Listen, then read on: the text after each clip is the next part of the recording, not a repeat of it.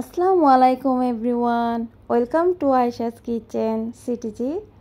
আজকে আমি আপনাদের সাথে শেয়ার করব চিংড়ি দিয়ে কচুরলতি।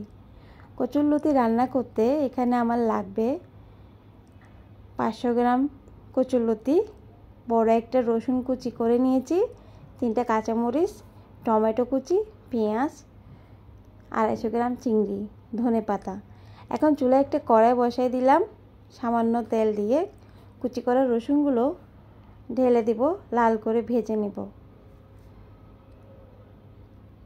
রসুনগুলো ভেজে নেওয়া হলে পেঁয়াজ কুচি দিয়ে দিব, কাঁচামরিচ দিয়ে দিব। এখন এগুলো একটু ভাজবো তেলের মধ্যে। এখন চিংড়িগুলো দিয়ে দিব, দিয়ে আবার তেলের মধ্যে ভাজবো। ভাজা হলে একটু লবণ দিব, 1 চামচ মরিচের গুঁড়া, 1/2 চামচ হলুদের গুঁড়া দিব, দিয়ে সামান্য একটু পানি দিয়ে মশলাগুলো কষায় নেব। কষানো হয়ে গেলে এখন কচুরলতিগুলো ঢেলে দিব। সামান্য একটু পানি দিয়ে ঢাকনা দিয়ে রান্না করব 10 মিনিটের জন্য। এখন ঢাকনা তুলে দেখব 10 মিনিট পরে। তো এখন টমেটো দিয়ে দিব।